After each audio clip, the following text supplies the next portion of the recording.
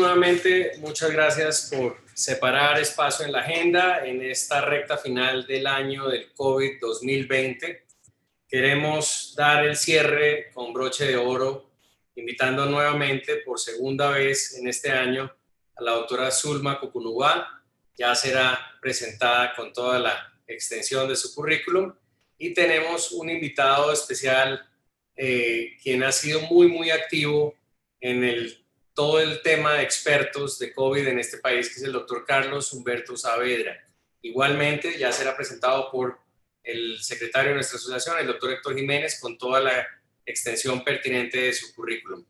La dinámica de hoy, para recordarla y teniendo en cuenta el histórico, donde el speaker o los speakers que traemos sobrepasarán con creces la cifra que puede solventar nuestro Zoom, y es un Zoom de 1000, y lo pasamos con creces la vez pasada, doctora Cucunubá. Hemos decidido cerrarlo a no más de 80, lo que podamos tener acá, y el número 81 en adelante serán ya remitidos y podrán acceder directamente en Facebook Live, donde no tenemos límite, el techo que nos da en este momento Facebook. Entonces, dando estas palabras de apertura y agradeciéndole a la doctora Cucunubá desde el otro lado del Atlántico su asistencia y su acompañamiento con nosotros, y al doctor Carlos Saavedra su liderazgo y sus notas de moderación que daremos en el cierre del webinar. Quiero darlo oficialmente por abierto y le cedo la palabra al doctor Héctor Jiménez. Adelante. Buenas noches para todos nuestros invitados, asistentes, nuestros asociados y todas aquellas personas interesadas en este muy interesante webinar del día de hoy. Tengo el placer hoy de presentar a la doctora Zulma Cucunubá, una persona de la casa que nos ha acompañado ya en varias reuniones, egresada de la universidad para la cual trabajo, la Universidad Pedagógica y Tecnológica de Colombia, aquí en la ciudad de Tunja, pero su currículum va mucho más allá. Es PhD en Infection Disease Dynamics. También pertenece al Departamento de Infecciones, de Enfermedades Infecciosas y Epidemiología de la Escuela de Salud Pública de St. Mary's en el Imperial College of Londres. Es actualmente profesora de epidemiología en la Universidad Javeriana pues nos acompaña el día de hoy con este muy interesante tema que permite actualizar lo que nos sucedió como resultado de la pandemia del COVID en el año 2020, y nos va a permitir hacer una predicción, si eso es posible, de lo que podría suceder en el año 2021. Para mí es un placer, como les digo, presentarles a la doctora Zulma Cucunubá nuevamente en nuestra asociación. Muchas gracias. Muchísimas gracias, doctor Jiménez, y muchísimas gracias a la Asociación de Cirugía Vascular y Angiología. De verdad que es para mí un placer estar aquí con ustedes y encontrarnos de nuevo ya para finalizar. Entonces hoy vamos a hablar de la situación COVID-19 en Colombia y América Latina, a tratar de entender qué pasó y qué sigue en el próximo año. Bueno, vamos a hablar entonces de una parte pequeña de la situación global. Después nos concentraremos en la situación de América Latina, hablaremos un poquito de inmunidad de rebaño, un poquito también sobre perspectivas para vacunas y qué retos y perspectivas para la toma de decisiones nos espera. Bueno, para empezar sobre la perspectiva global, me gusta siempre empezar con estos gráficos que muy a tiempo nos han ayudado a los epidemiólogos de todo el mundo a entender qué está pasando, que son los de Our World in Data, la plataforma que recoge, digamos, recoge bastante bien los datos reportados de casos y muertes en todo el mundo. Pero como ustedes saben, los reportes de casos tienen problemas de comparación porque dependen del testeo, qué tan intenso es el testeo en cada país. Entonces digamos que los casos son menos comparables. En cambio, las muertes, aunque hay, digamos, ciertas diferencias de registros entre países y subregistro, son un poco menos, tienen menos problemas para la comparación entre países. Entonces, por eso siempre hago énfasis en las muertes, y en este caso, en las muertes por millón de habitantes que vemos en América del Sur, América del Norte, la Unión Europea, Asia y África. Y como ustedes pueden ver, pues lastimosamente América del Sur ocupa por millón de habitantes el primer lugar en número de muertes confirmadas COVID-19 por millón de habitantes, superando a todas las demás regiones del mundo. Y quiero que de pronto empecemos a notar la diferencia tan grande del comportamiento de estas curvas, principalmente entre la Unión Europea, Norteamérica y Suramérica. Y ustedes ven aquí cómo esta primera parte de Europa correspondió a lo que se llamó la primera ola, que fue seguida de una etapa grande de supresión, es decir, unos 3, casi 4 meses, donde el número reproductivo en general en Europa estuvo la mayoría del tiempo por debajo de 1, muy por debajo de 1, la transmisión fue muy baja, y empezamos a ver esto que se conoce como la segunda ola, que empieza aproximadamente en septiembre en la Unión Europea. A pesar de que ellos han tenido esas 2 olas, el número de muertes por millón de habitantes es mucho más bajo que el de América del Sur. América del Sur, en cambio, se ha mantenido todo el tiempo en crecimiento, y digamos que hasta ahora, un poco como después de agosto, ha empezado a cambiar un poco la tendencia de esa curva, un poquito hacia un aplanamiento. Mientras que Norteamérica, bueno, ya vamos a ver qué pasa con Norteamérica. Estas mismas curvas, pero no en forma acumulada, sino en forma semanal, de cuántas muertes nuevas, no acumuladas sino nuevas, nos deja ver pues potenciales o evidentes diferencias entre lo que ha pasado en los continentes. Por un lado, Europa, una ola grande, más grande que la de América del Sur inicial, pero que con las medidas de contención que se hicieron, las medidas de control, los cierres, las restricciones grandes en marzo, y sumado probablemente a una hipótesis que está ganando cada vez más fuerza, en conjunto con ella, es el tema climático, es decir, las temperaturas empezaron a aumentar en la primavera. Entonces todo esto permitió que se lograra esa supresión, y quedó en supresión, como ustedes ven aquí, todo este tiempo en supresión, y con la llegada del invierno volvemos a una ola en Europa que es del mismo tamaño o tal vez mayor que la inicial, y esa ola puede seguir creciendo. Entonces ellos han implementado pues unas medidas de control más fuertes en las últimas semanas, y vemos como empieza a verse ya una disminución en general en Europa. Es muy diferente a lo que ha pasado en Suramérica, y es que en Suramérica tenemos este comportamiento. No son 2 olas, sino que en realidad es una ola grande, enorme, que se ha alargado en el tiempo. Y esa es básicamente la diferencia entre lo que se conoce desde nuestro campo de trabajo como la diferencia entre la mitigación y la supresión. Entonces, en la mitigación la transmisión es constante, el número reproductivo está la mayor parte por encima de 1, pero está en un 1 no tan alto, de manera que el sistema de salud no colapse, pero se va agotando los susceptibles todos los días se van agotando los susceptibles. Mientras que en un esquema de supresión, en realidad no. En un esquema de supresión se baja, y hay un gran tiempo en el que se espera que no se agoten los susceptibles, y digamos que esa es una estrategia que busca pues un menor impacto en muertes. Y luego tenemos Norteamérica, que ha vivido como una primera ola, una segunda, y digamos que ya va para una tercera. En Norteamérica pues se conjugan muchas cosas. Por supuesto, el efecto de las bajas temperaturas al comienzo del año y ahora a final del año, menos transmisión aquí, pero en el verano, pero ustedes notan igual en el verano una ola. Es decir, debe haber una conjunción entre qué tanto controlamos el virus para que en conjunto con el clima ayude, pero digamos una sola, si no controlamos el virus, independientemente de que el clima sea muy beneficioso para el control, pues no va a servir de nada. Entonces digamos que nos pone en evidencia que ambas cosas pues tienen un peso muy, muy importante. Y pues por otro lado tenemos Asia y África. Asia, digamos que es muy claro que ha tenido unas estrategias de contención y de especialmente rastreo de contactos, basadas en rastreo de contactos muy intenso, y eso les ha permitido controlar la mayor parte del año. Pero pues África es un tema que todavía no entendemos bien qué es lo que está pasando o ha pasado, y hasta ahora están empezando a salir algunos estudios de seroprevalencia que tampoco han clarificado mucho las cosas, porque se hace difícil la interpretación a veces dependiendo del diseño de esos estudios. Entonces sigue siendo como un gran interrogante qué es lo que está pasando en África.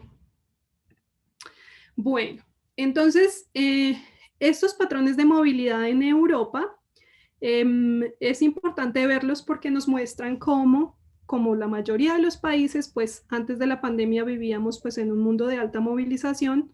Se entró en estas cuarentenas intensas a mediados de marzo, lentamente fueron saliendo y ya para el verano muchos asumieron pues la total normalidad, tanto así que incluso unos patrones de movilidad que fueron incluso superiores al periodo prepandemia de este año. Pero una vez empezó a aumentar la transmisión, entonces han tenido que volver a bajar esos patrones de movilidad. Y pues se encuentran en este momento digamos, en restricciones bien importantes a la movilidad y a las tasas de contacto en casi todos los países en Europa. Vale, ahora entonces entramos a América del Sur. Y América del Sur, entonces, como decíamos, es otra historia muy distinta a la de Europa, son esquemas principalmente de mitigación, no de supresión. Pero ya dentro de América del Sur podemos encontrar, o Latinoamérica, llamémoslo, podemos encontrar como 4 grupos de países si se quiere. Esto, por supuesto, es un poco prematuro porque, como les digo, hay países que aún no han hecho las actualizaciones de sus cifras de muertes y hay otros que sí. Cuando observamos en estas cifras acumuladas, cuando observamos estos saltos así repentinos, es porque hay una actualización de muertes que habían ocurrido, pero que que eran sospechosas o no se habían registrado, pues de acuerdo a cada sistema en cada país funciona de forma distinta, hay un proceso de verificación de las muertes sospechosas y solo hasta que se cumplen esos procesos pueden subir esos datos y actualizarse. Entonces, por ejemplo, Perú ha hecho varios procesos de actualización, lo mismo ha pasado con Chile e igualmente con Ecuador. Hay otros países que no han hecho esos procesos de actualización y por eso digo que a veces se vuelve un poquito difícil de comparar. Y hay otros países que también puede que lo hagan no tan drástico, sino que lo hagan cada semana o cada menos tiempo. Y entonces eso hace que esos aumentos no se vean tan drásticos. Pero aún así, digamos que partiendo de estas limitaciones, podemos dividir el continente en como 4 grupos de países. Por un lado tenemos pues Perú, que ha tenido al menos por ahora registrado el mayor impacto en cuanto al número de muertes por habitantes, seguido de un grupo grande donde están la mayoría de los países, encabezado por Argentina, México, Brasil, Chile, Ecuador. Colombia ha estado en la base de este grupo grande, que han tenido un impacto que en este momento está entre 700 y 900 muertes por millón de habitantes. Y un tercer grupo que puede ser de países donde estas olas lograron contener un largo tiempo y empezaron a aumentar solo después de agosto, como Costa Rica y Paraguay. Si ustedes se fijan, Costa Rica y Paraguay están localizados en lados opuestos de la línea del Ecuador, entonces, digamos, no es solo el clima, es muchas cosas que están jugando allí y los esquemas que ellos han manejado. Ellos han estado gran parte del tiempo, estuvieron en supresión hasta que llega un punto donde la supresión, digamos, no es tan sostenible y empiezan a tener aumentos. Pero por ahora siguen estos países estando muy por debajo de los grupos que lograron sostener su presión menos tiempo. Y luego tenemos en la base algunos poquísimos países que han estado en supresión la mayor parte del tiempo, y un caso emblemático es Uruguay. Durante casi todo el año ha estado en una supresión sostenida y eso les permite pues estar en la parte más abajo, más baja de esta clasificación. Cuando vemos entonces esto en distribución espacial, lo que vemos es que pues sí sobresalen, digamos, en Perú en un color más oscuro y luego seguido de varios otros países que están, como decíamos, en ese segundo grupo relativamente igual, un tercer grupo de Paraguay y Costa Rica que están más arriba, más abajo, perdón, en el impacto, y finalmente Uruguay y Cuba, que son los que han estado más tiempo en supresión. Entonces, ya en este punto, alcanzamos y sobrepasamos, la mayoría de los países sobrepasamos el impacto sobre Europa, a pesar de que las medidas restrictivas en América Latina empezaron un mes o 2 meses antes con respecto al aumento exponencial del crecimiento del virus en la mayoría de los países. Hoy en día el impacto es mayor y eso se debe, digamos en términos generales, a que son esquemas de control diferentes y otras características como poblacionales, el clima y otras cosas que vamos a ver. Cuando vemos esto un poco más a nivel de cada país, esto corresponde, les voy a decir qué significa cada una de estas imágenes. La parte de arriba, las moradas, corresponde a las muertes por millón de habitantes, y esto es un modelo matemático, esto es el trabajo que nosotros hacemos, tratar de reconstruir esas curvas para entender para dónde van, ¿no? ¿Qué ha pasado? Y poder proyectar el futuro. La segunda bloque de plots corresponde a la movilidad, los patrones de movilidad. Entre más oscuro esté, esto significa que hay más restricción a la movilidad, entre más claro hay menos restricción. Y la tercera significa qué proporción de positividad en los test encontramos en cada país. Esto está un poquito desactualizado, pero digamos que no ha cambiado dramáticamente en el último mes. Entonces, básicamente, vemos estos patrones que les comentábamos. Perú, una curva de mitigación bastante larga, bien larga.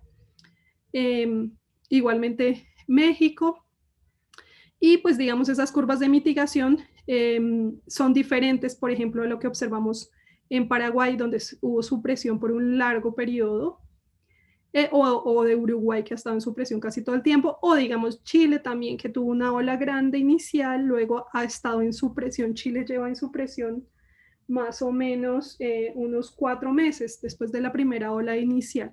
Entonces, es diferente lo que ha pasado, pero digamos que el área bajo la curva de cada uno de estos lugares nos deja ver pues las diferencias dentro de la misma región. Y aquí tenemos a Colombia, que tuvo, como ustedes saben, una curva inicial y luego ha estado en una meseta, y esa meseta,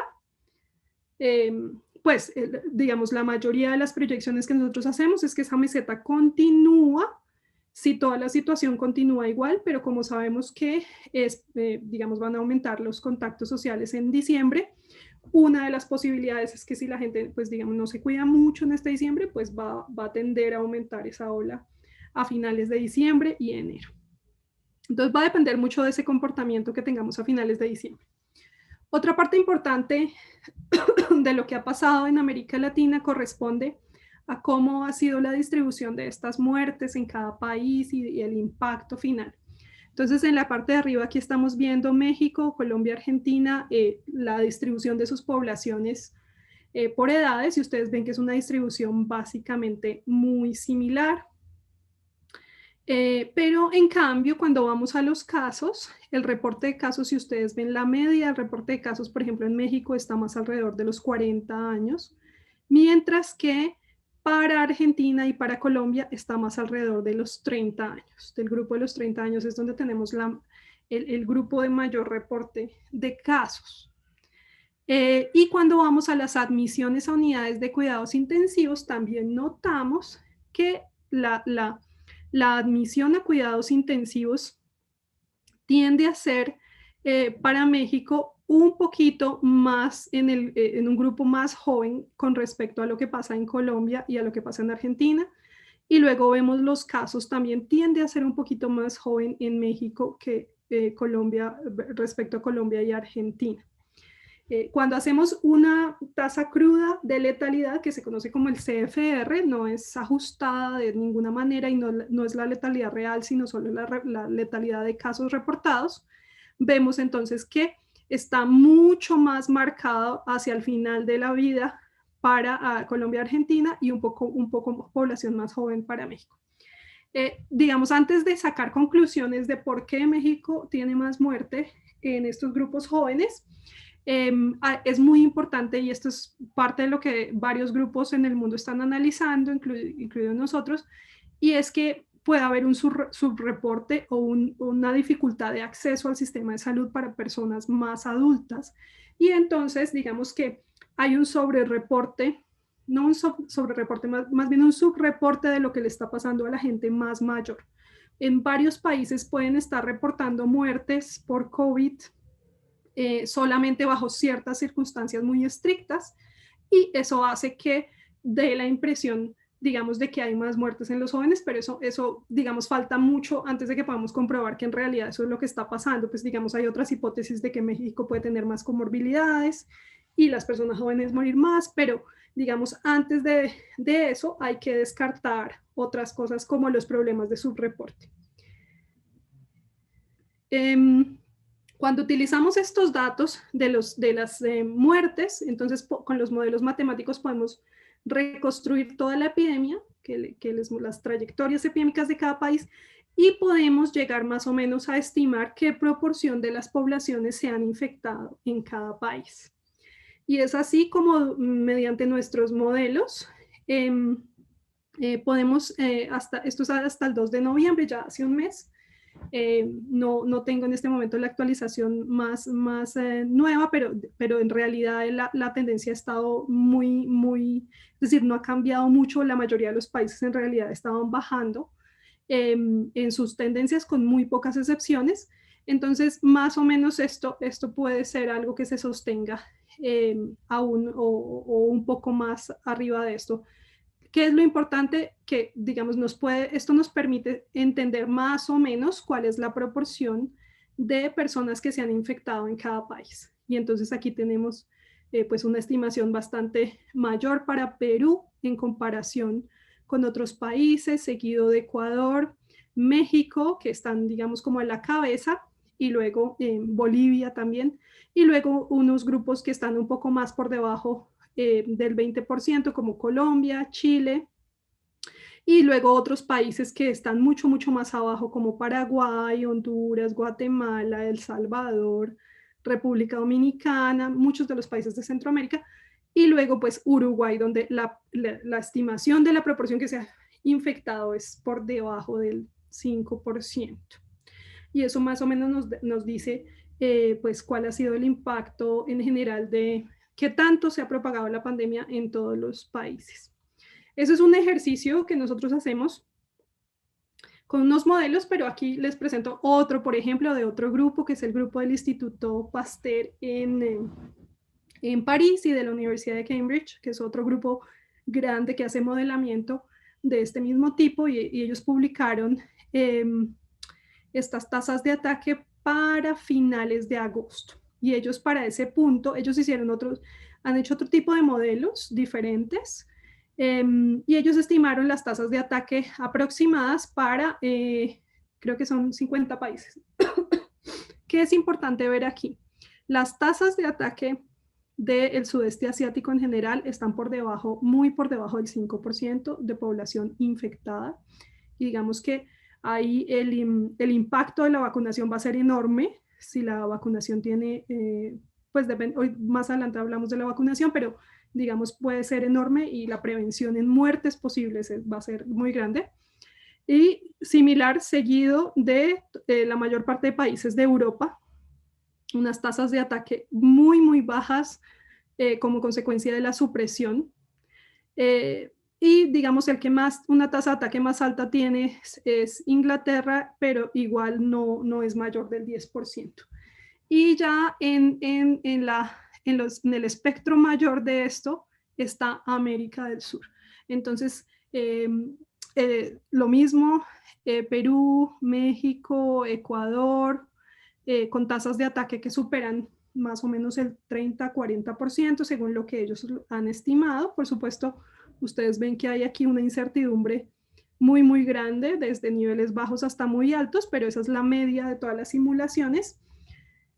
Y digamos que esto puso en evidencia también, o confirmó, digamos, lo que estábamos viendo, y es que las tasas de ataque, o sea, América del Sur se propagó el virus mucho más rápido y sobre todo mucho más fácil, mucho más ampliamente en comparación con Europa.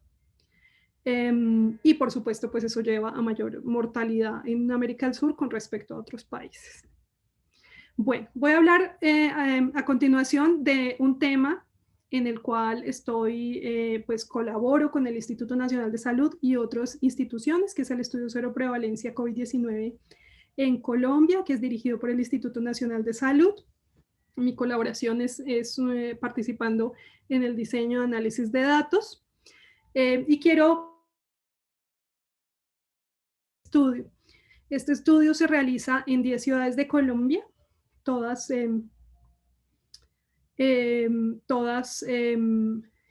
ciudades capitales o intermedias. Mi conexión a internet está un poco inestable. ¿Me pueden confirmar si me están oyendo? Perfectamente, doctora. No hay problema. Bueno, muchas gracias. Bueno, estas ciudades, entonces, en cada una de estas ciudades se hizo un diseño estadístico para reconstruir poblacionalmente las características poblacionales y de los hogares de estas ciudades. Este estudio también cuenta con un estudio anidado para seroprevalencia en trabajadores de la salud. Se diseñó de tal manera que el trabajo de campo de recolección de muestras se diera todo en menos de 2 semanas. En el caso más exitoso creo que ha sido en 10 días. Y la idea de que sea en un corto tiempo es poder tener la fotografía lo más perfecta posible, porque de esa manera podemos ajustar los modelos. Menos de 2 semanas en cada ciudad. Se utiliza una prueba que se llama quimioluminiscencia, que es capaz de detectar IgG e IgM. Y esta prueba, eso es lo más importante de este estudio, es que esta prueba fue validada con más o menos unos 280 sueros de personas con sueros pre-pandemia y durante la pandemia. ¿Qué quiere decir eso? Que eso permite establecer con mucha certeza, pues, que no se trata de infecciones cruzadas, con reactividad cruzada a otras infecciones de otros virus, que eso es lo más importante, que permite establecer la especificidad. Y muy importante, dentro de estos sueros se validó con personas que tenían tanto infección sintomática como asintomática. Es muy difícil, para que ustedes se den una idea, la mayoría de las pruebas serológicas y de las pruebas diagnósticas en general en el mundo se validan con pruebas de casos bien graves o severos, o de casos muy sintomáticos. Y este es un problema que hemos tenido las personas que trabajamos en estudios serológicos durante años, y es poder hacer validaciones adecuadas que incluyan también población asintomática, donde usualmente, digamos, las absorbancias de estas pruebas son menores. Y entonces poder calibrar bien eso es muy importante, tener una buena validación, y ese, digamos, yo creo que es la fortaleza más importante que tiene este estudio, que tiene una validación con un gran número de personas asintomáticas y sueros pre-pandemia. Vale, entonces esa fue gran parte del trabajo este año, hacer esa validación, poder contar con una prueba adecuada que luego nos permitiera ajustar las estimaciones de cero prevalencia. Y entonces se hace una corrección de esos valores que se obtienen. No son solo los valores crudos, sino que vienen ajustados. Y se ajusta de acuerdo a la validación de las pruebas. Hay varios niveles de ajuste. Y también se ajusta con respecto a los factores de expansión que genera el diseño estadístico, ¿sí? Es decir, podríamos haber captado 40% de nuestra muestra ser en estrato 1, pero resulta que en cada ciudad el estrato 1 corresponde a una proporción distinta, entonces tenemos que reajustar de acuerdo a los factores de expansión, y esos factores de expansión son los que provee el DANE. Entonces hay 3 niveles de ajuste, y por ahora pues voy a mostrarles algunos resultados preliminares de lo que hay hasta ahora, pero esto requiere más trabajo y todavía pues está terminándose el trabajo de campo. Por ahora entonces ha salido publicado el reporte preliminar número 1, que corresponde a los resultados globales. En este reporte no se ha hecho aún por edades, etcétera, porque aún estamos trabajando en el tema de los factores de expansión, pero pues se quiso mostrar los resultados generales como para empezar a dar una idea de cómo va el impacto de la pandemia en Leticia, Barranquilla y Medellín. Es muy importante que para estas 3 ciudades, pues el estudio de campo se hizo entre septiembre y octubre, es decir, que esto representa lo que pasaba hasta ese punto. Y entonces estos son los resultados preliminares, lo que se obtuvo para la población general, si lo miráramos de forma cruda para Barranquilla, sería más o menos 50%, y ya de forma ajustada, entonces se encuentra 55% para Barranquilla, 59% para Leticia y 27% para Medellín, con unos intervalos no tan grandes de credibilidad. La doctora Ivonne y la doctora Dora hemos vivido el cuento, pero de pronto, pues usted como era espectador, porque ustedes son presidentes. Y esos son entonces los resultados para la población general. ¿Qué nos quieren decir estos resultados? ¿Qué significan estos resultados? Básicamente, como la prueba que se utilizó es una prueba para detectar si la persona está infectada o no. Es decir, los sueros que se utilizaron para la validación corresponden a sueros de personas a quienes se les hizo comprobación mediante PCR de si tenían infección o no, y se les hizo un seguimiento para ver si se volvían sintomáticos, asintomáticos, etcétera, etcétera. Entonces, esta prueba no da cuenta, no puede, por la naturaleza como se validó, esta prueba no da cuenta de si estas personas tienen una inmunidad protectora o no. Y eso es muy importante recalcarlo. Esta prueba da cuenta de qué proporción de personas se infectaron, porque es la prueba como se validó. Si quisiéramos saber si las personas en esta proporción tienen una inmunidad protectora, tendríamos que hacer otras pruebas. Y eso es parte de lo que seguramente el Instituto Nacional de Salud hará en un futuro, pero son unas pruebas que requieren más otro tipo de técnicas como anticuerpos neutralizantes y otras pruebas que son mucho más dispendiosas y que van a requerir pues más recursos y otro tipo de trabajo. En este momento, esto simplemente nos permite establecer cuáles son las tasas de ataque, y más adelante nos ayudará, no más temprano que tarde, de pronto este año, comienzos del siguiente, nos ayudará a entender factores de riesgo relacionados con qué factores de riesgo existía para que esa tasa de ataque fuera tan alta en ciertos lugares, por estratos, por sexo, por edades y por otras características sociodemográficas, y eso va a ser muy importante. Pero por ahora, lamentablemente, no podemos saber si toda esa proporción de gente que se infectó aún tiene inmunidad, o de qué tipo de inmunidad, si es una inmunidad frente a infección o frente a enfermedad, o simplemente esto representa que se infectó. Hay muchos ejemplos en infecciones previas. Por ejemplo, ustedes saben, la inmunidad frente a malaria es de corto plazo, y de otros coronavirus también. Entonces, digamos que sería prematuro asegurar que esta proporción de personas tienen una inmunidad, o toda esa proporción. No lo sabemos, es algo que aún no sabemos. Y cuando vamos a ver los resultados preliminares de trabajadores de salud, entonces encontramos en Barranquilla aproximadamente 45%, en Leticia una cifra muy similar, y en Medellín también muy similar a la de la población general, que es 27%. Es muy importante aclarar que el muestreo en trabajadores de la salud no es un muestreo probabilístico, sino que es decir, se seleccionan algunos hospitales, y dentro de los hospitales sí se hace un muestreo probabilístico, pero no representan necesariamente todos los hospitales. Pero hay algo que es bien llamativo del caso de Leticia. Como allá no hay tantos hospitales, pues realmente se muestreó prácticamente a todos los profesionales de la salud, y si ustedes notan, la seroprevalencia en trabajadores de la salud es menor que la seroprevalencia de la población general. Y eso es bien interesante porque, digamos, es algo que tenemos que revisarlo con mucho cuidado para entender bien qué está pasando. pero hay cosas que están empezándose a ver, digamos, y de alguna manera en ciertos lugares los trabajadores de la salud, a pesar de que están en alto riesgo, han podido protegerse más que la población general. Y eso es algo que hay que explorar bien en detalle. Bueno, otra parte de trabajo que les quiero mostrar es las estimaciones de tasas de ataque para ciudades de Colombia. Esto es parte de lo que yo hago en mi trabajo todos los días, que es hacer modelos compartimentales que se pueden ajustar a datos de muertes confirmadas y que luego los podemos validar con los estudios de cero prevalencia. Y eso nos permite estimar más o menos, pues con cierto rango de incertidumbre, cuál ha sido la proporción de infectados en cada lugar. Esto lo hacemos para 25 ciudades y pues lo que tenemos que hacer es reconstruir la epidemia en cada una de ellas. Entonces, como podemos ver aquí, Barranquilla, Bogotá, Bucaramanga, Buenaventura, etcétera, etcétera, y al final aquí está Colombia. Y esto lo hacemos con el fin de poder saber, digamos, en qué parte de una transmisión estamos.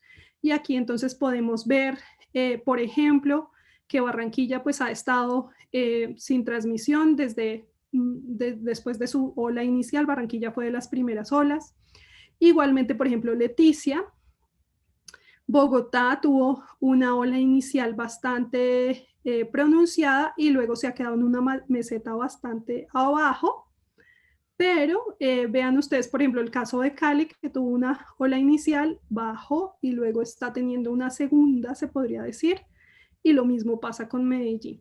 Y menciono estas ciudades pues porque son las ciudades más grandes donde el impacto es mayor.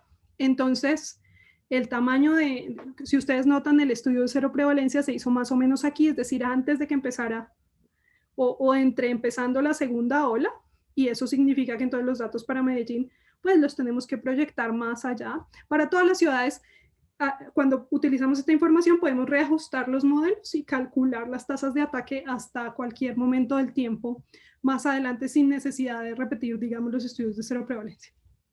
Y vemos entonces casos como los de Montería, la costa atlántica en general, Barranquilla, Montería. Aquí tenemos también otras ciudades como Santa Marta, bueno, Sincelejo, muy emblemáticos, donde ocurrieron unas olas más o menos simultáneas, iniciales, y alcanzaron muy seguramente unas tasas de ataque muy, muy altas.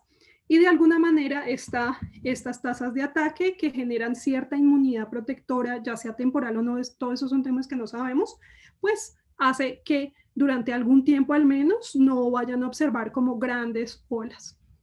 En Bogotá, en cambio, pues no alcanzó unas tasas de ataque más bajas y entonces todavía tiene mucha población susceptible. Igual Cali, Medellín, y hay otras ciudades como por ejemplo Pereira, Popayán, Tunja estaba por aquí, que han tenido olas mucho más tardías y por supuesto entonces son ciudades que tienen mucha más población susceptible y pues más riesgo de que tengan olas más grandes en lo que queda del año y del siguiente año. Y pues en Colombia, como vemos acá, una ola inicial y luego hemos estado como en esta meseta. ¿Para qué nos sirve eso? Bueno, para estimar las tasas de ataque, básicamente, y esto es muy importante. Entonces, esto después lo podemos comparar con los estudios de cero prevalencia y nos permite, como les decía, reajustar los modelos para saber cómo estamos. Y aquí lo que les estoy mostrando es en verde unas tasas de ataque estimadas con alta capacidad hospitalaria o capacidad hospitalaria suficiente para atender a todas las personas, y en púrpura unas tasas de ataque si asumiéramos que la capacidad hospitalaria fuera infinita. Y lo que notamos aquí es que para algunas ciudades como Buenaventura, Leticia y Quibdó, es probable que las capacidades hospitalarias, a pesar de que se incrementaron, se dieron un poquito tarde y por lo tanto la tasa de ataque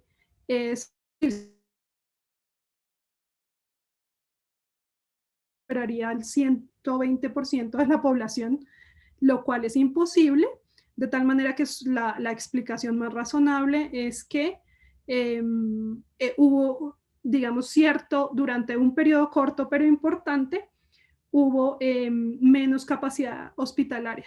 Mientras que para el resto de las ciudades eso no sucedió, afortunadamente, y la mayoría de las ciudades lograron cumplir sus capacidades hospitalarias a tiempo, y pues eso hace que sus tasas de ataque las podamos estimar mucho más fácilmente y pues afortunadamente pues tuvieron sus capacidades hospitalarias a tiempo. Entonces estimamos tasas de ataque en este punto, esto es al 1 de noviembre, de aproximadamente 30% para Bogotá, aproximadamente 40% para Bucaramanga, un poco más de 30% para Buenaventura, similar para Cartagena. Y hay sitios donde apenas, digamos, estaba empezando, entonces, por ejemplo, Tunja, más o menos 20%, etcétera, etcétera. ¿Qué quisiera mostrar con esto? Pues básicamente que la mayoría de las ciudades están por encima del 20% de tasas de ataques en este momento, y hay algunas como Leticia donde están 60%, no es la única, hay varias que están en esos valores, por ejemplo Montería. Y esto lo podemos comprobar con los estudios de cero prevalencia, pero lo que quiero llamar la atención es que estos estudios, en conjunto con los modelos, pues nos permiten estimar las tasas de ataque, no solo para las 10 ciudades donde se hacen los estudios, sino que podemos ampliarlo o estimarlo para cualquier ciudad. Bueno, para hacer un resumen de la situación de COVID-19 en América Latina, pues es la región del mundo con la mayor afectación por COVID hasta el momento. Es la región del mundo probablemente con la mayor exposición, dado por los estudios de cero prevalencia y los modelos, todo nos confirma eso. La mayoría de los países en América Latina han seguido un esquema de mitigación versus el de supresión en Europa, y eso lleva entonces a que las tasas de ataque en Europa sean más bajas. Y finalmente, a pesar de la alta exposición, aún existe una proporción importante de susceptible y por lo tanto hay un riesgo de rebrotes, y eso es parte de lo que voy a hablar un poco más adelante. Ahora, ¿qué puede explicar esas diferencias en las tasas de ataque dentro de los países y un país versus otro? Hay muchas cosas, digamos, y todo esto hace parte de lo que tenemos que explorar en todo el próximo año, pero hay una inicial que es clave, y es la heterogeneidad del contacto. Esa heterogeneidad del contacto hace que controlar una pandemia como esta en ciertos países es más fácil que en otros. Y está dado por la estructura poblacional y por la forma como sucede el contacto intergeneracional. Entonces, países como Alemania, por ejemplo, y muchos países de Europa tienen esta forma en su pirámide poblacional, donde, digamos, no hay muchos niños, o están casi todos, hay muchos adultos mayores, por supuesto, y eso los lleva a un mayor riesgo de, si ellos permiten unas tasas de ataque muy grande, la mortalidad para ellos es el doble o el triple de lo que sería para América Latina, porque tienen muchos más adultos mayores. Pero resulta que la forma como se da el contacto social en ellos es como lo vemos en la parte de abajo. Es una forma que se llama ordenada, o así se llama, o así se le ha dado ese término, ordenada, porque sucede de forma muy segregada y compartimental, y esto está determinado por esa estructura poblacional, pero también por condiciones culturales y sociales. Es decir, lo que vemos aquí, entre más intenso el color azul, es con quién tenemos contacto nosotros como seres humanos. Y lo que vemos aquí, las partes más azules, corresponde a la misma edad con la misma edad. Es decir, son sociedades donde el contacto intergeneracional no es tan grande. La mayor parte de los jóvenes viven con jóvenes, los adultos mayores viven en casas con otros adultos mayores, y ese contacto está súper compartimentalizado. Existe, digamos, el ambiente del trabajo y el ambiente de la escuela, donde también hay contactos intensos, pero no son tan intensos como el contacto dado por la misma edad. En cambio, si vamos a países como Bolivia o África del Sur, vemos esto aquí que ustedes pueden ver, es un contacto más homogéneo. Es decir, hay un alto contacto intergeneracional, porque, por un lado, somos culturas que tendemos a vivir más con abuelos, nietos y mucho más allá de eso en el mismo hogar, por razones culturales, pero también por el hacinamiento, por por ahorro, por muchas razones socioeconómicas, y esto se da principalmente pues, en los estratos más bajos de la población, que corresponden a la mayoría de esta población.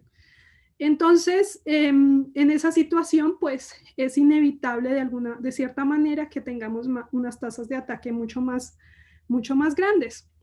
Este fue un trabajo que nosotros publicamos más o menos en el mes de mayo, donde medíamos el impacto de esa estructura demográfica y de esas tasas de contacto, y veíamos cómo en una epidemia no mitigada esas tasas de contacto iban a tender a ser posible ser más bajas para las altas edades y las bajas edades, en comparación de lo que iba a pasar para sociedades más homogéneas en su contacto, donde la tasa de ataque en sus edades tendería a ser mucho más plana, es decir, a infectar a todos por igual. Bueno, esa es una razón. La segunda razón es que la forma como se da ese contacto no solo depende de las edades, sino que depende también de cómo se conforman las redes de contactos dentro de una sociedad. Y entonces hay unas redes de contacto que pueden ser como estas, que están muy cerradas y no se contactan con otras, y esas llevarían a unas tasas de ataque muy bajas, mientras que hay otras que son súper hiperconectadas, y entonces eso lleva a tasas de ataque más altas, y hay otras que son medianamente conectadas que llevarían a unas tasas de ataque más bajas. Esto también de alguna manera nos puede permitir entender por qué el número reproductivo, que es un número promedio que utilizamos para hacer el seguimiento de la pandemia, en realidad a nivel individual ocurre de una forma que se llama muy dispersa, es decir, cada situación y cada persona tiene un número reproductivo individual que es muy distinto, y a pesar de que nosotros lo promediamos todo, en realidad esto ocurre en un nivel micro con una heterogeneidad enorme. Hay unas poblaciones, hay unas situaciones donde se va a tener unos números reproductivos de 1, 2, mientras que hay otras donde el número reproductivo va a ser digamos, 10, 8, 10 y así, y hay otras situaciones donde que son las situaciones de hipercontagio, donde tenemos números reproductivos bastante altos. Y esto tiene que ver cómo se reparte como ese contacto en la sociedad. Hay unas situaciones de hipercontacto, es decir, donde vivimos en un contacto intenso muchas personas, y hay otras situaciones que conectan esos nodos y esas situaciones de hiperconectividad en las cuales, aunque hay una corta duración del contacto, este contacto es múltiple y con muchas personas durante el día. Y eso hace, digamos, este conjunto entre hipercontacto y hiperconectividad puede llevar entonces a tasas diferenciadas de ataque. Creo que me queda poco tiempo y voy a tratar de acelerar esto un poquito, ¿verdad? Entonces, cuando queremos estimar la inmunidad de grupo o inmunidad de rebaño, que es denominada, entonces va a depender de dos cosas. Uno, de cuál es el número reproductivo, y dos, de cuál es la estructura del contacto.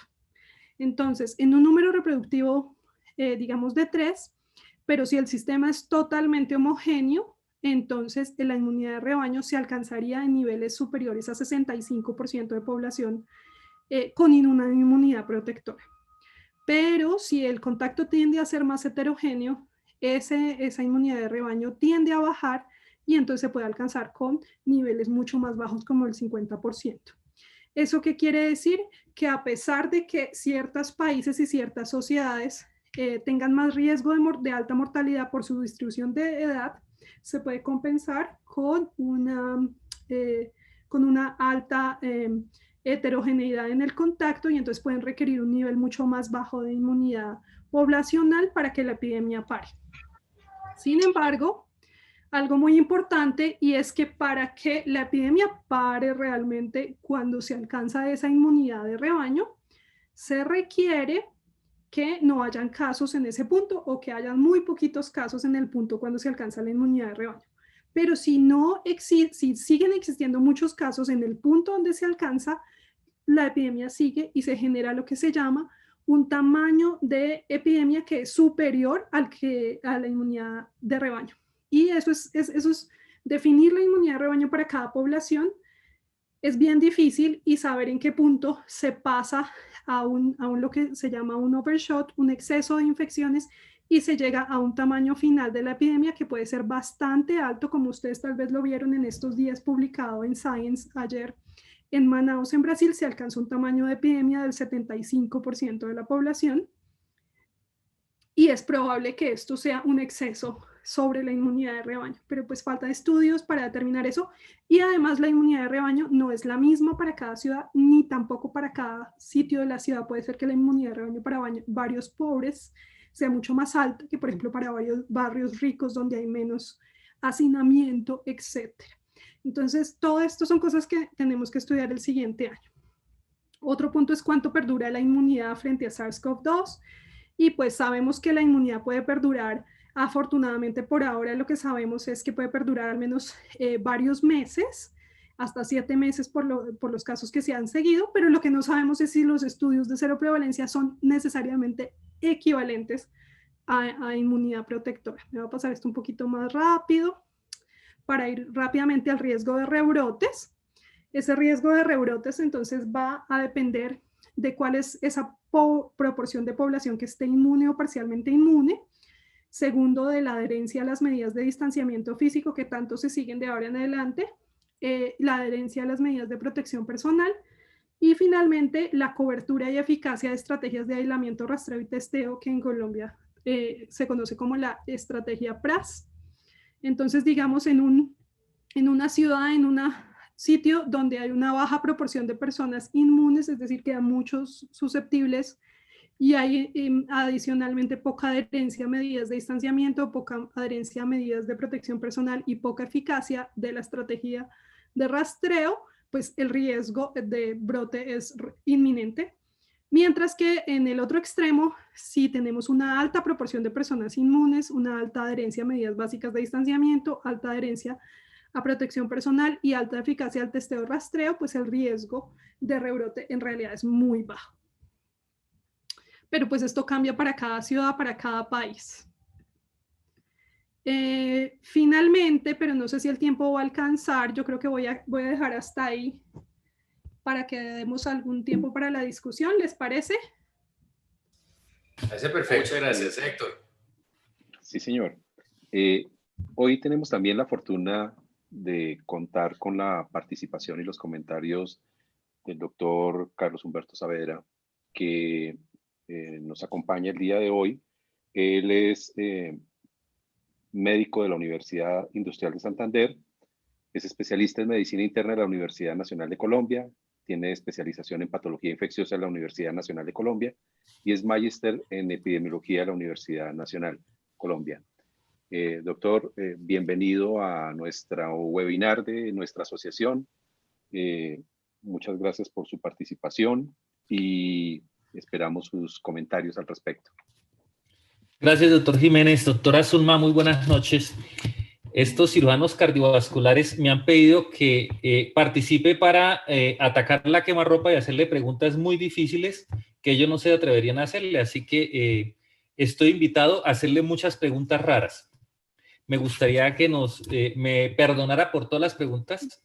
Veo en el webinar una gran cantidad de infectólogos admiradores suyos, alumnos de la universidad que han hecho un gran esfuerzo y trabajan con los cirujanos cardiovasculares en diferentes clínicas. Así que ellos no me perdonarían si yo no le preguntara en primera instancia si durante su desarrollo de estudios ustedes han visto o han buscado inmunidad protectora preexistente a partir de reconocimiento con infección previa con otros coronavirus o reconocimiento de anticuerpos con otras infecciones que disminuyan la infectividad de este nuevo virus dentro de los colombianos. ¿Han ustedes reconocido este hallazgo en Colombia? Se describe en el mundo algunas poblaciones con inmunidad protectora hasta el 50% sin haberse expuesto previamente. ¿Qué nos puede decir de esa información actualmente en Colombia? ¿Existe? Bueno, muchas gracias, doctor. Muy buena esa pregunta. Pues sé que en Colombia se están haciendo algunos pocos estudios sobre inmunidad celular.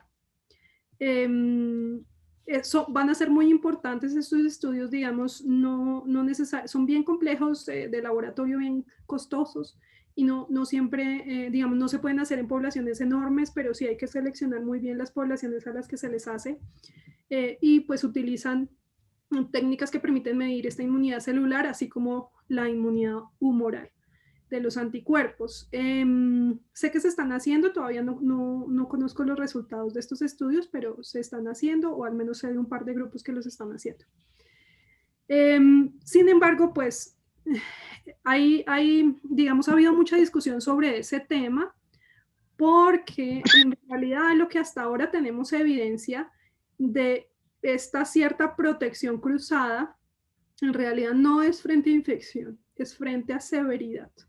Y se ha encontrado cierta asociación entre la infección previa, la infección previa, inmunidad cruzada con otros coronavirus, para conferir cierta protección frente a la severidad de la enfermedad. Y eso es lo que, digamos, nosotros en los modelos ya capturamos dentro de lo que se llama el IFR, y ahí digamos que ya va capturada esa, si se quiere, protección cruzada, que no es una protección esterilizante, sino que es que produce pues una disminución de la severidad. Y pues eso es lo que hace esta diferencia por edades en la severidad de la infección, o eso es por lo menos ahora desde lo que nuestro campo entendemos, y por lo tanto pues nosotros, digamos, para efectos de la transmisión, este tipo de protección cruzada no genera prácticamente ningún impacto que hasta ahora podamos cuantificar o podamos incluir en los modelos, y por lo tanto no lo hacemos de esa manera. Muchas gracias, doctora. Muy importante esa respuesta. En ese mismo escenario y teniendo en cuenta el comportamiento tan heterogéneo de Colombia y las revisiones que han hecho, me mandan a preguntarle ahí por el chat mientras usted está dando estas conferencias, ¿cuánto cree usted que pueda llegar a durar esta inmunidad humoral generada por la infección? ¿Y cuánto llegará a durar si es por la vacuna, y cada cuánto tendremos que estarnos vacunando o exponiendo esta situación con este coronavirus, y se convertirá al final en un coronavirus más, en otro de los resfriados comunes? Bueno, por ahora tenemos evidencia de que al menos en los 7 meses la disminución de esa inmunidad humoral es poca, existe, pero es poca. Pero pues, como ya sabemos, no ha pasado el tiempo suficiente para saber qué va a pasar de ahí en adelante. Sin embargo, por los antecedentes que conocemos de otros coronavirus, de los coronavirus comunes estacionales, es después de un año que vamos a empezar a ver una caída más pronunciada de esa inmunidad esterilizante. Eso vía infección natural. Con vacunas, pero digamos, hasta que no pase el tiempo, pues no vamos a saber esto si va a ocurrir o no. Pero pues si asumiéramos que pasa similar a los coronavirus comunes, sí pasaría posterior a un año. Incluso después de 2 años, esa inmunidad esterilizante es muy baja.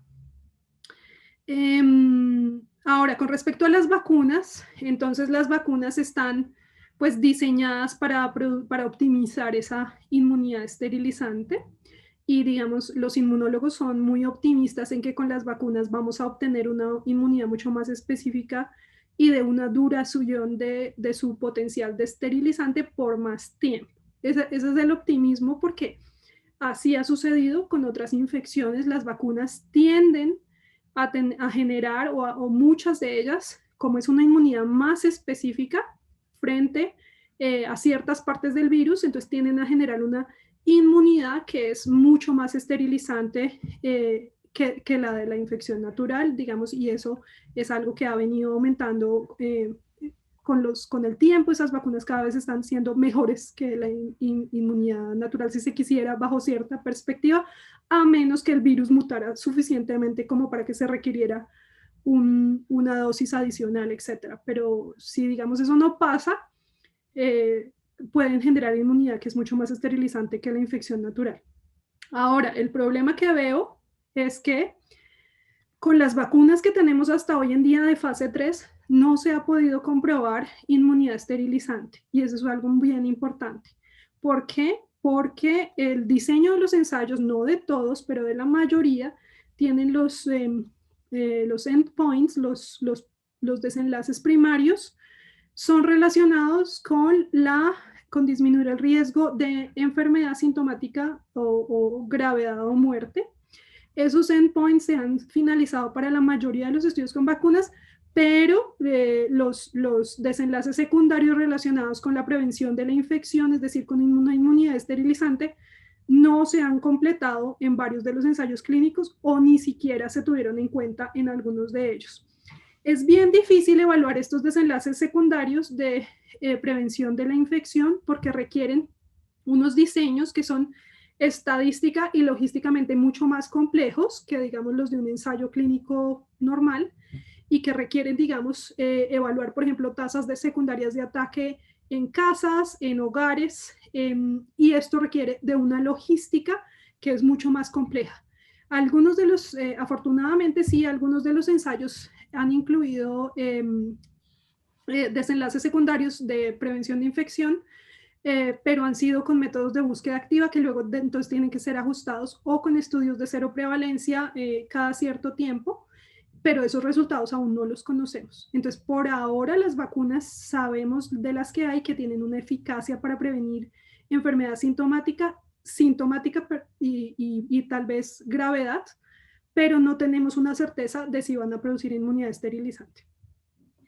Bueno, también les voy a decir, para que no sea todo a quemarropa, yo me pongo a disposición de los doctores si encuentran alguna pregunta que hacer que quiera que acompañe a la doctora Zulma, ni más faltaba. Por aquí los infectólogos me están bombardeando por el chat para que le haga preguntas. Pregúntele muchas cosas, muchas cosas. Una de las muy interesantes es sobre vacuna, teniendo en cuenta la escasa cantidad de recursos que va a existir, especialmente en Colombia en los primeros momentos. ¿Cree usted que las personas que ya han tenido infección y la han sobrepasado deberían ser candidatos a ser vacunados, especialmente si pertenecen a los grupos de alto riesgo, incluyendo trabajadores de la salud o ancianos que han sobrepasado la primera infección? ¿Ellos deberían ser candidatos a vacunación de entrada dentro de esos 5 millones de dosis existentes hasta el momento? Esa es una excelente pregunta, es muy, muy importante. Y yo le puedo decir que nosotros, dentro de los escenarios potenciales de vacunación que hemos analizado, que tal vez me voy a tomar el atrevimiento aquí rápidamente de mostrarles eso porque de pronto puede ser importante. Es solo una diapositiva muy rápidamente. Ahí la ven. Y es que básicamente, si la vacuna tiene una capacidad de protección de enfermedad, ¿sí?, no va a tener inmunidad de rebaño. Mientras que si tiene una potencial prevención de infección, de inmunidad esterilizante, sí va a tener una inmunidad de rebaño y va a requerir entonces, digamos, menos vacunas, si se quiere.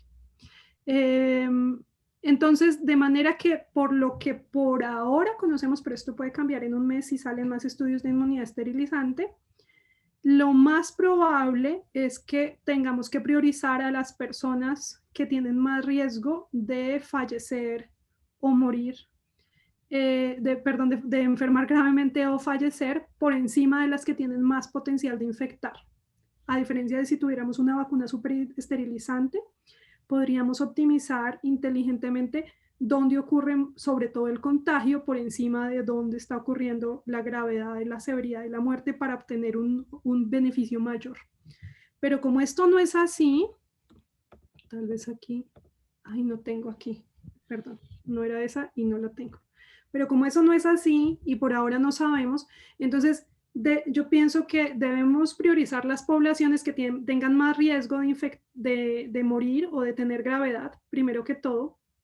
Y como no sabemos si la infección natural, cuál es la duración o no de esa inmunidad esterilizante, yo creo que sí debería aplicarse a las personas que tienen factores de riesgo.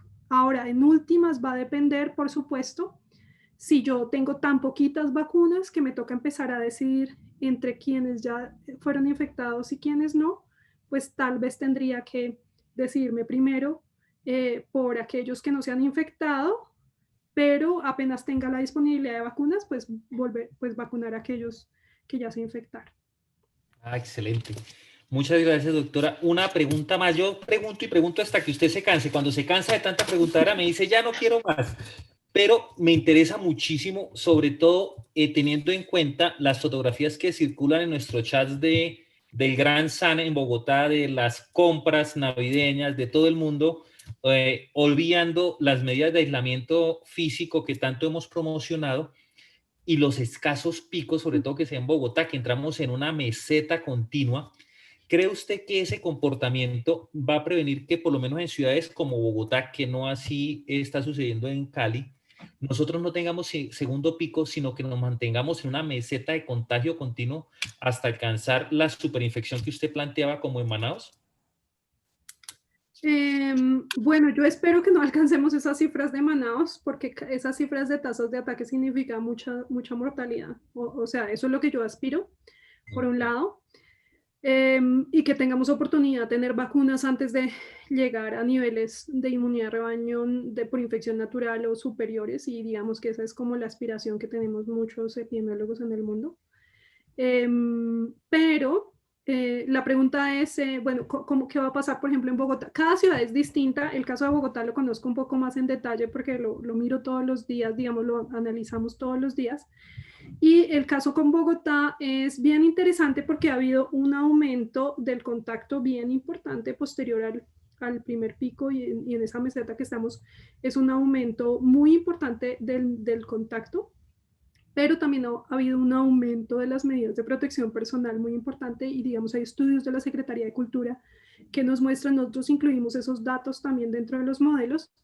Y otra cosa muy importante, ha habido un aumento mayor del rastreo en Bogotá con respecto a otras ciudades, de acuerdo a lo que se puede medir, que ahora es poco. Entonces, digamos que ese conjunto de cosas, el hecho de que ya hay una proporción de aproximadamente, en lo que estimamos 30% de la población de Bogotá se ha infectado, al menos hasta el 1 de noviembre, sumado al hecho de que las personas han aprendido a cuidarse más, es decir, a pesar de que aumentan sus contactos, pueden interactuar con un poquito menor de riesgo por ahora, o hasta lo que íbamos hasta noviembre, y sumado al hecho de que ya han entendido un poco más, digamos, de cómo se realiza el rastreo y esa logística del rastreo aumentado a unas cifras bien importantes, y pues digamos, a pesar de las experiencias individuales y malas que hay con este sistema de rastreo, digamos, las cifras nos están mostrando cifras de rastreo bien importantes en Bogotá.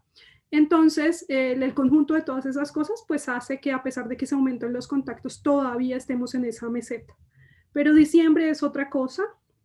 En diciembre no sabemos bien qué es lo que puede pasar con el aumento de esas interacciones. Por ahora lo que entendemos es que el aumento, la posibilidad de que se dé ese rebrote está dado principalmente por los contactos dentro de los hogares, que es la parte que al menos a mí por ahora me preocupa más, y es porque, digamos, todos los contactos que quedaron suspendidos a lo largo del año con los abuelos, las familias, se van a dar en esta Navidad. Y es muy importante ver que tanto la población, al menos en Bogotá y pues en todo el país, se han lanzado muchas campañas de tenga interacciones seguras y ciertas cosas que deberíamos hacer para garantizar esas interacciones seguras.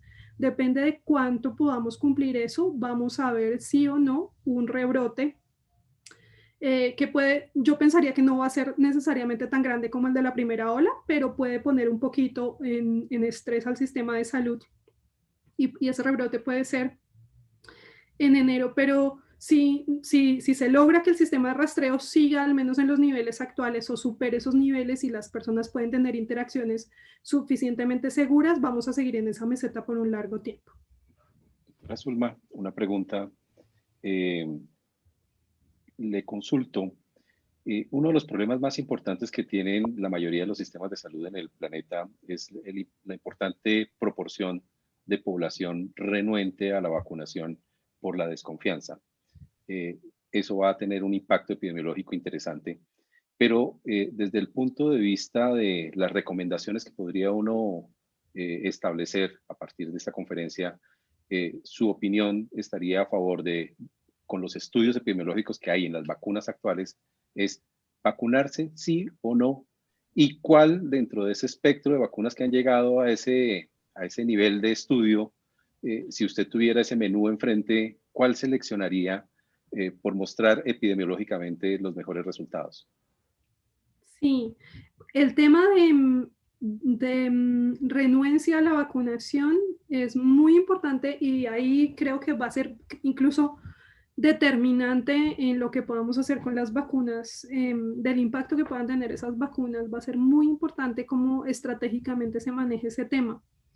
Y los gobiernos ahí, las sociedades científicas tienen las sociedades científicas tienen mucho que aportar ahí en formas creativas de solucionar ese tema. Creo que el punto clave es escuchar a la gente qué dudas tiene, cuáles son los miedos. Primero entender de qué se tratan esos miedos, no asumir que ya los entendemos, sino tratar de entender de dónde nacen esos miedos para así diseñar esas estrategias de cómo vamos a abordar y a poder explicarle a la población cuándo estos miedos son fundados o cuándo no.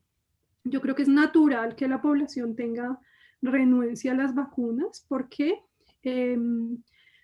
pues la mayoría de la población no puede leer ensayos clínicos, la mayoría de la población no maneja toda esta terminología y si en cambio le llega mucha información incompleta y pues cada vez que cualquiera de nosotros sale diciendo, oh, la vacuna produce efecto adverso tal, las personas no pueden diferenciar o no pueden entender eso que significa dentro de toda la gravedad de cosas que pueden ocurrir con estas intervenciones y va a ser muy importante cómo manejamos la comunicación con la población de tal forma que se le entregue a la población la información de forma más transparente. Hay que hablar de los efectos adversos, pero hay que simultáneamente explicarle que pues todas las vacunas tienen efectos adversos y hay que tratar de entender al detalle qué es lo que está pasando en su entendimiento, dónde están sus preocupaciones.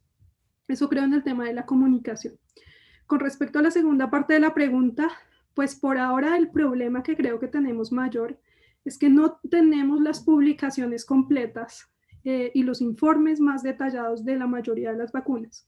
Tenemos, por supuesto, la publicación de AstraZeneca que salió ayer o antes de ayer y el informe sometido a la FDA para la aprobación de la vacuna de Pfizer en Estados Unidos.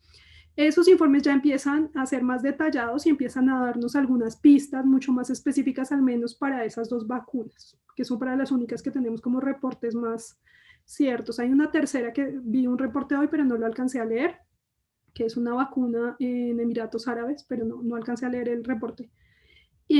Pero lo que por ahora tenemos con estos reportes más, un poco más sólidos, es que, como les decía, tenemos alguna evidencia de inmunidad frente a enfermedad.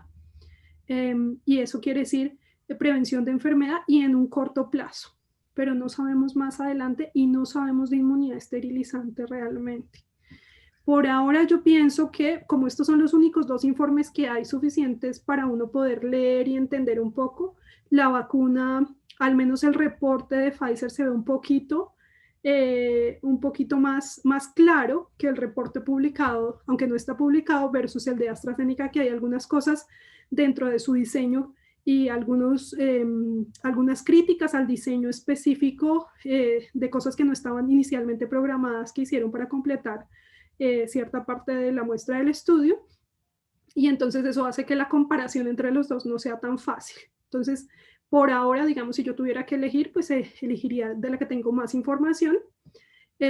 Adicionalmente, pues ha reportado una eficacia un poquito mayor y una proporción de efectos adversos en el corto plazo más razonable, pero ciertamente nos hace falta más información para poder como tomar mejores decisiones.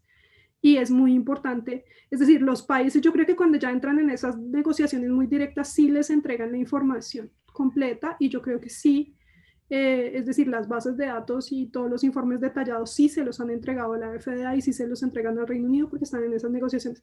Pero el resto de los países tenemos esa dificultad que no tenemos la información completa, entonces es difícil decidir. Y encuentro ahí pues cosas que ya han dicho pues gente más experta que yo en estos temas sobre cómo se realizan esas negociaciones. Hay unos conflictos bien complejos entre qué papel tienen los países frente a estas industrias farmacéuticas.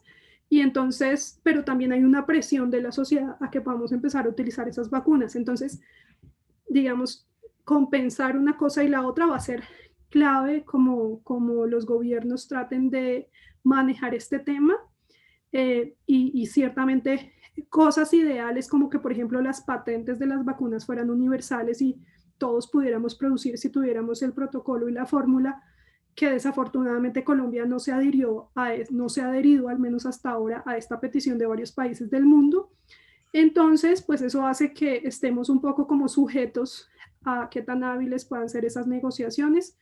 Y digamos, yo personalmente no tengo como la receta tiene que ser esta, yo creo que va a venir de muchos lados y todavía no sé cuál puede ser la fórmula más exitosa. Con respecto a la población, creo que la fórmula más exitosa es ser muy transparentes en cuáles son las limitaciones e insistir en que tenemos que seguirnos cuidando hasta que tengamos una solución más definitiva. Y adicionalmente, aún si nos llegaran esas vacunas, tenemos que seguirnos cuidando porque no tenemos evidencia de inmunidad esterilizante. La que usted menciona es tal vez la China, la de Sinovac de Emiratos Árabes, que ellos ya cerraron contrato con ellos. Nosotros tenemos la muy buena noticia, este es un panel que está pintado de internacionales, estoy viendo gente de todos lados de Latinoamérica, pero la muy buena noticia de nuestro presidente es que nos garantiza que en el primer trimestre del año entrante tenemos la vacuna en Colombia. ¿Con quién? No tengo ni idea. ¿Cuál nos van a poner? No sé. No es el presidente de la Sociedad de Cirugía Vascular el que está dando este consejo. Yo, el paisano de a pie, quisiera ver 500,000 soldados americanos haciendo fila para vacunarse antes de pensar en someterme a la vacunación. Probablemente no va a ser el caso y nos va a tocar a todos ponernos lo que llegue y como llegue en el momento que llegue, porque seremos primera línea de tratamiento. Imagino yo, doctor Saavedra, creo que es por la cosa por ese lado, pero pues hay que ver qué pasa. Políticamente es una cosa, médicamente es otra, y lo que nos depara en esta bolita de cristal que usted nos ha traído en estos 10 meses que nos ha acompañado es otra película diferente, doctora Cucunúa. De acuerdo. Pues sí, señor, estoy de acuerdo con usted, es difícil, pero es mejor hacer algo que no hacer nada. Entonces es muy difícil, la doctora Zulma lo ha dicho claramente, las vacunas están empezando, no tenemos la seguridad absoluta, pero el eje fundamental es el riesgo de tener una complicación grave de la enfermedad. Primero es evitar la complicación grave de la enfermedad a la población de más alto riesgo. Después estarán los trabajadores de la salud de más alto riesgo. Y después vendremos los trabajadores de la salud de menos riesgo. Nosotros, los jóvenes, tendremos la tercera línea de vacunación. Es cierto, eso es así. Fernando, ¿algún comentario? No, pues sorprendido. Creo que hemos avanzado mucho. El mundo ha aprendido sobre la marcha cosas muy complicadas. Los escenarios iniciales cuando conversamos la primera vez y lo que veíamos lo que venía los meses siguientes eran mucho más catastróficos de lo que es o lo que hemos estado viviendo. No sé si es solamente impresión mía, pero creo que lo que veíamos iba a ser mucho más catastrófico. ¿Estoy equivocado o la catástrofe no ha empezado? La catástrofe está contenida. No es momento de bajar la guardia. La doctora Zulma nos ha dicho muchísimo. Tengo miedo de que va a haber un brote en diciembre por las uniones familiares. Olvidamos todo el esfuerzo que hemos hecho todo este año. Ha sido muy grande, aunque no ha sido el más exitoso del mundo, ha sido muy bueno. O sea, no hemos tenido el pico catastrófico, no hemos sido desbordados. No somos los mejores, pero no somos los peores. En diciembre podemos perder todo el esfuerzo que se ha hecho.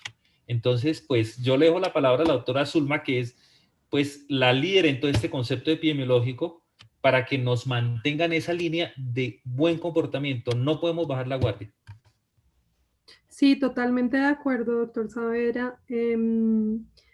Digamos que lo de catastrófico es, digamos, es difícil para cada persona. Tal vez algo es catastrófico y menos catastrófico. Los escenarios de mitigación nos mostraban un año de que íbamos a tener 40, 50 mil muertes. Y pues en eso es lo que estamos, ¿no? A mí eso me parece ya de entrada muy duro, porque son muertes extras que a cualquier año, entre 25 hasta 50%, hay países que han tenido 70% extra de muertes. A mí eso ya me parece catastrófico. Que creo que sí se ha hecho bastante bien en Colombia y fue hacer a tiempo ese match entre la capacidad hospitalaria y los picos, ¿sí? Ese es parte del ejercicio que yo hago todos los días y es que estimar los escenarios contrafactuales. ¿Qué hubiera pasado si no le hubiéramos dado duro a aplanar esa primera parte de la curva antes de construir esa capacidad hospitalaria? Hubiera muerto al menos el doble de la gente. Es así de simple. ¿Y eso nos parecería catastrófico o no? Entonces es complejo porque de pronto alguien estaba pensando cifras, yo qué sé, de 300.000 muertos, no sé de qué. Las estimaciones que nosotros hicimos, digamos, en un escenario sin control era más o menos 200.000 muertes, y en un escenario relativamente decente de mitigación, pues iba a ser entre 40 a 50.000 muertes, que es en lo que estamos específicamente en Colombia. Todos los países han hecho esfuerzos, unos más que otros, y claramente, pues, digamos, los escenarios de no control absoluto, pues, no se han dado. Pero sigue estando una gran parte de la población susceptible, y si bien ese escenario de no control ya nunca se va a dar, porque todos hicimos algo, sigue quedando, pues, más de la mitad de la población susceptible, y pues eso va a representar una cifra probablemente, si se infectaran, del doble, pues, de muertes de las que tenemos ahora. Entonces, que sí creo que la capacidad hospitalaria está construida, que ya conocemos mejor, y esos tratamientos que todos ustedes valientemente hacen con los pacientes en hospitales, en cuidados intensivos, han ayudado a salvar muchas vidas, han venido mejorando todos esos protocolos, pero el riesgo sigue, y hay unos bolsillos de susceptibles muy grandes en todas las ciudades que aún no se han infectado y que pueden empezar a infectarse ahorita en las fiestas de diciembre. Entonces nos toca seguir, como dice el doctor Saavedra, cuidándonos mucho, y repetir en todo lado, pues ese es el mensaje que tenemos que transmitir, y tenemos que en esa medida permitir que la vida vuelva a una normalidad con ciertos cuidados, que volvamos a tener escuelas abiertas, que volvamos a tener trabajos y tengamos interacciones, pero que todos actuemos de una forma en que sean interacciones de poco riesgo. Creo que estamos totalmente de acuerdo. Yo, por lo pronto, de los aprendizajes que nos deja la pandemia, no extraño para nada los viajes internacionales. Los de placer sí, los de trabajo tal vez no, pero creo que con este segundo punto en la línea que le hemos dado desde ese primer desastroso apocalipsis zombie que veíamos en marzo, abril, al punto en el que estamos actualmente cerrando el año, creo que la sumatoria y el balance general nos da un cierre positivo. Creo que hemos tenido un año con aprendizajes, con enseñanzas, con esperanzas y con una serie de cosas que pues, nos van a permitir ver lo que viene en los próximos 365 días o de pronto 700 días, que nos van a acompañar con este elemento, con el tapabocas. No se alcanza a ver bien ahí, ni N95, espérenlo. Lo ponemos bien bonito para que se vea. Lavándonos las manos con muchísimo cuidado, con muchísima precaución y con muchísima cautela de lo que sigue, para evitar que vayamos a tener rebrotes y picos que vayan a permanecer más largo tiempo de lo que queremos. La doctora Zulma Cucunúa Pérez, muchísimas gracias. Al doctor Carlos Humberto Saavedra Trujillo, muchísimas gracias. Le dieron brillo a este cierre de año. A toda nuestra junta directiva de la Asociación de Cirugía Vascular, doctor Saavedra, no cardiovascular. Ay, perdón. Me iba doliendo acá, en las coronarias. A todos. Muchas gracias al doctor Héctor Jiménez y a todo el equipo de producción de este 39, 40 webinar que ya llevamos en este año. Muchas gracias y estamos pendientes para seguirnos viendo más adelante. Un abrazo a todos. Gracias. Muchas gracias a todos. Gracias a todos. Perdón por el espasmo coronario inducido. Bueno. Muchas gracias. A todos, gracias, muy amable. Buena charla.